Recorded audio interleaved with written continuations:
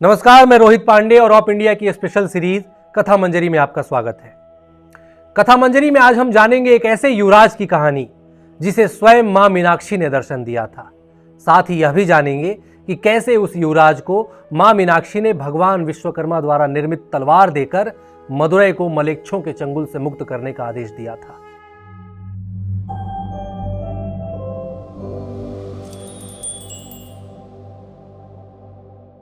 यह कहानी है कुमार कंपन की और इस कहानी का मेन सोर्स है मदुरा विजयम। मदुरा विजयम एक काव्य रचना है जो कुमार कंपन की पत्नी गंगा देवी के द्वारा रचित है। आप में से बहुत लोगों ने शायद कुमार कंपन का नाम पहली बार सुना होगा। कुमार कंपन विजयनगर साम्राज्य के राजकुमार थे। जिन लोगों ने इतिहास की एकेडमिक पढ़ाई की होगी उन्हें पता होगा कि हरिहर और बुक्का नाम के दो भाइयों ने विजयनगर साम्राज्य की स्थापना की थी। हरिहर पहले राजा बने और उनकी मृत्यु के बाद उनके भाई बुक्का राजा बने।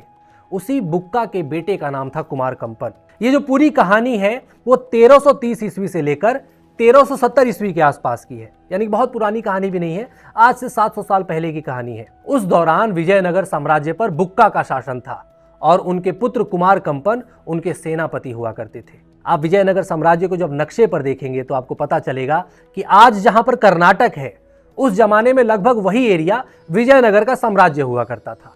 विजयनगर साम्राज्य अपनी भव्यता के लिए जाना जाता था। उनका साम्राज्य व्यापार और कृषि से समृद्ध था। उनकी सेना भी अनुशासित थी, शक्तिशाली थी।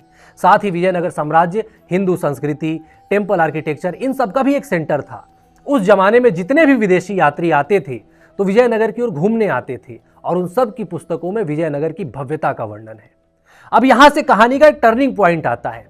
विजयनगर एक हिंदू साम्राज्य था, लेकिन विजयनगर के ठीक दक्षिण में मदुरै स्थित था और मदुरै पर उस समय कुर्बत हसन कंगू का शासन था, जो एक बेहद कट्टर इस्लामी आताताई शासक था। उसने मदुरै में न सिर्फ मंदिरों को तोड़ा बल्कि सनातन को नष्ट करने का हर संभव प्रयास किया। मदुरै में मीनाक्षी मंदिर भी है। हसन कंगू ने मीनाक्षी मंदिर को भी नष्ट किया।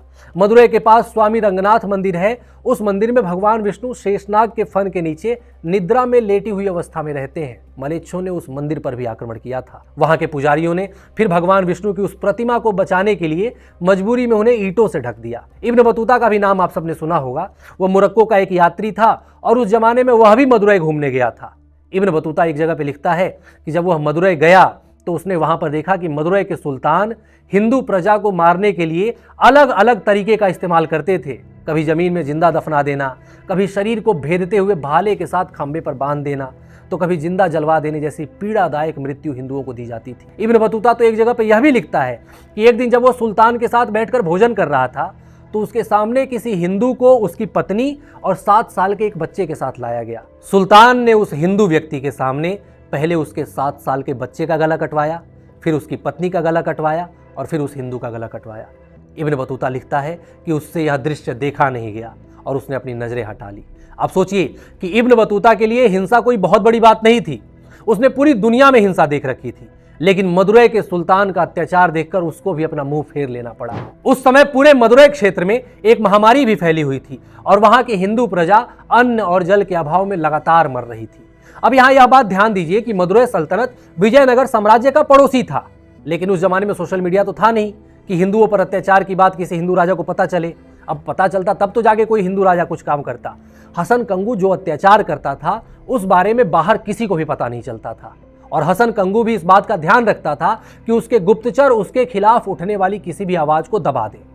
इसलिए मदुरै में क्या हो रहा है यह बात विजयनगर साम्राज्य के युवराज कुमार कंपन को भी पता नहीं चल पा रही थी। मदुरै की हिंदू जनता की मदद के लिए कोई नहीं आ पा रहा था।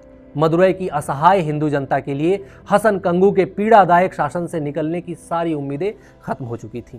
लेकिन हमारी सनातन में यही मान्यता है कि जब सारी उम्मीदें खत्म हो जाती हैं तब एक दिव्य ज्योति आती है, एक डिवाइन इंटरफेरेंस आता है और फिर वहां से सब कुछ बदल जाता है। वही हुआ। विजयनगर साम्राज्य के युवराज कुमार कंपन आधी रात को निद्रा में थे।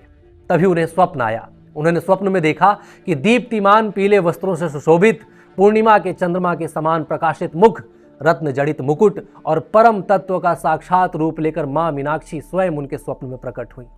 मां मीनाक्षी ने अपनी मधुर ध्वनि से कुमार कंपन को पुकारते हुए कहा कि हे राजन, मैं तुम्हारे पास अपने नगर को बचाने की विनती लेकर आई हूं।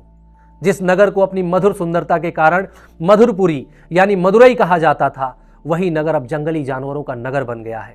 जो भगवान विष्णु वहां पर एक गहरी योग निद्रा में विश्राम करते थे, वो भगवान विष्णु अब मलबे में है। दीमकों ने सुंदर नक्काशी वाली लकड़ी की संरचनाओं को खा डाला है। मंडपों में दरारें पड़ गई हैं। मंदिरों के गर्भगृह जर्जर और ढह रहे हैं। जिस मंदिर में मैं निवास करती हूं राजन, जिस मीनाक्षी मंदिर के हवन कुंडों से कभी यज्ञ की धुएं आकाश तक उठते थे, आज उन्हीं हवन कुंडों से मलेच्छों के द्वारा भुने जा रहे गौवंश की घिनौनी दुर्गंध आती है। मंदिर तक जाने वाले रास्ते जो कभी पेड़ पौधों से सुशोभित हुआ करते थे, वहां पर आज भयानक लोहे के शूल लगा दिए गए हैं, जिनके शीर्ष पर हिंदुओं की खोपड़ियां सजी हुई हैं। मदुरई की गलियां जो कभी चंचल चाल से चलती हुई हमारी किशोरी युवतियों की पायल की मधुर ध्वनि से गूंजती थीं, वो गलियां अब सूनी हो गई हैं। हमारी युवतियां आज मलेच्छों के चंगुल में हैं। वो द्रविड़ स्त्रियां जो कभी सौंदर्य से परिपूर्ण थीं, आज मलेच्छों के द्वारा बलात्कार की शिकार उन कोमल स्त्रियों के होठ सूख गए हैं। उनके लंबे बिखरे बाल देखने में विकराल लग रहे हैं। मेरा नगर तबाह हो रहा है राजन। मां मीनाक्षी ने आगे कहा कि हे राजन, उठो, जाओ और जाकर मेरी भूमि को मुक्त कराओ। वहां जाकर कल्याणकारी राज्य की स्थापना करो। कावेरी नदी दूषित हो गई है, जाकर उसकी धारा को मोड़कर वहां के किसानों का उद्धार करो। सूखे और अकाल से त्रस्त मेरी संतानों की पीड़ा हरो। मलेच्छों के इस कलंकित शासन में मुझसे मेरी संतानों का दुख नहीं देखा जा रहा। मां मीनाक्षी के इस आर्द्र स्वर ने कुमार कंपन की आंखों को भिगो दिया। माता और पुत्र का तो संबंध ही ऐसा है। एक पुत्र के लिए इससे बड़ा लांछन और क्या हो सकता है कि उसकी माता किसी दुख में है। कुमार कंपन को झटका आया, उनकी नींद खुल गई। अभी भोर भी नहीं हुई थी कि कुमार कंपन उठे और सीधे अपने पिता महाराज बुक्का के कक्ष में चले गए। उसी समय उन्होंने तमाम सेनाध्यक्षों को बुलाकर सेना तैयार करने का आदेश दिया और यह कहा कि आज दोपहर तक सेना तैयार करो, हम मदुरई को मुक्त कराने जा रहे हैं। अब आप ये ध्यान दीजिएगा कि विजयनगर साम्राज्य कर्नाटक क्षेत्र में आता है, जबकि मदुरई सल्तनत तमिलनाडु क्षेत्र में आती थी। तो यहां पर एक कन्नड़ राजकुमार एक तमिल क्षेत्र में माता मीनाक्षी की भूमि को मुक्त कराने जा रहा था। भारत की एकता का इससे बड़ा एग्जाम्पल भला और क्या होगा। बहरहाल सेना तैयार हुई। क्योंकि खुद सेनापति कुमार कंपन का आदेश था, इसलिए सूर्योदय के तुरंत बाद सेना मदुरई की ओर निकल पड़ी। कुमार कंपन की सेना मदुरई की सीमा में प्रवेश करने ही वाली थी कि कंपन को पीले वस्त्रों को धारण किए हुए एक देवी दिखी। वह देवी थाल में एक तलवार सजाकर कुमार कंपन के रथ के पास आई। कंपन खुद आश्चर्यचकित हो गए कि इतनी बड़ी सेना के बीच में ये स्त्री अचानक से कैसे आ गई और किसी ने इनको आते हुए क्यों नहीं देखा। आज भी तमिलनाडु तथा कर्नाटक के कुछ हिस्सों में यह मान्यता है कि वो देवी और कोई नहीं बल्कि स्वयं मां मीनाक्षी थी। चंद्रमा जैसी शीतलता और सूर्य जैसा तेज एक साथ अपने अंदर समाहित किए हुए मां मीनाक्षी कुमार कंपन के सामने आई। मां ने थाल में रखी हुई वह तलवार कुमार कंपन को सौंपते हुए कहा कि हे महाराज, यह तलवार मूल रूप से भगवान शिव की है, जिसे भगवान विश्वकर्मा ने तैयार किया था। यह तलवार जिसे कल्पना में भी कोई अन्य राजा धारण नहीं कर सकता, वह अब आपके कमल नुमा हाथों में आसीन हो रही है। इसे लीजिए और जाकर मदुरई की धरती को और मलेच्छों की खोपड़ियों से ढक दीजिए। उन दुष्टों का रक्त इस तलवार पर बरसाकर इसे शीतल करिए महाराज। मदुरई की मेरी जनता को उन आतताइयों के शासन से मुक्त कराइए। कुमार कंपन ने मां मीनाक्षी को प्रणाम करते हुए उनसे वह तलवार लिया और मदुरई की सीमा में प्रवेश किया। कुमार कंपन की सेना ने अपने हाथियों के साथ हसन कंगू की सेना पर घातक हमला किया और कुछ ही घंटे के युद्ध में हसन कंगू की सेना का मनोबल टूट गया। जब हसन कंगू को यह लगा कि अब वह युद्ध हार जाएगा, तो उस बर्बर मलेच्छ ने कुमार कंपन को द्वंद्व युद्ध के लिए ललकारा और फिर यह तय हुआ कि अब सेना नहीं लड़ेगी बल्कि कुमार कंपन और हसन कंगू लड़ेंगे। द्वंद्व युद्ध शुरू हुआ और उस युद्ध में कंपन ने जो साहस दिखाया उसका वर्णन अनेक कवियों ने किया है।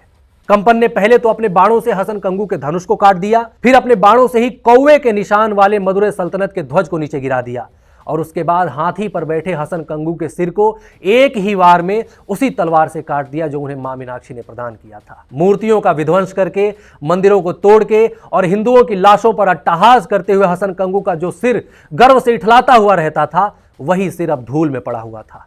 मदुरई स्वतंत्र हो चुका था। मां मीनाक्षी अब मलेच्छों के चंगुल से मुक्त हो चुकी थी और इस युद्ध के बाद मदुरई इस्लामिक शासन से हमेशा के लिए मुक्त हो गया। विजयनगर साम्राज्य के युवराज कुमार कंपन ने मां मीनाक्षी के आशीर्वाद से मदुरई को मुक्त कराया और वहां पर एक कल्याणकारी शासन की स्थापना की। लेकिन कुमार कंपन का नाम हमें इतिहास में कहीं पढ़ने को नहीं मिलता। इतिहास की जानकारी रखने वाले सामान्य लोगों को तो छोड़िए, कई स्कॉलर्स तक कुमार कंपन की इस वीरता के बारे में नहीं जानते। यह कुमार कंपन ही थे जिन्होंने दक्षिण भारत से आतताई जिहादियों का अंत कर दिया। यह कुमार कंपन ही थे जिन्होंने इस्लामिक कट्टरपंथियों को मदुरई से ऐसा उखाड़ कर फेंका कि उसके बाद दक्षिण भारत में कोई भी इस्लामिक सत्ता वापस नहीं आ सकी। यह कुमार कंपन ही थे जिन्होंने मां मीनाक्षी के मंदिर को तथा रंगनाथ स्वामी के मंदिर को मलेच्छों के चंगुल से मुक्त कराया।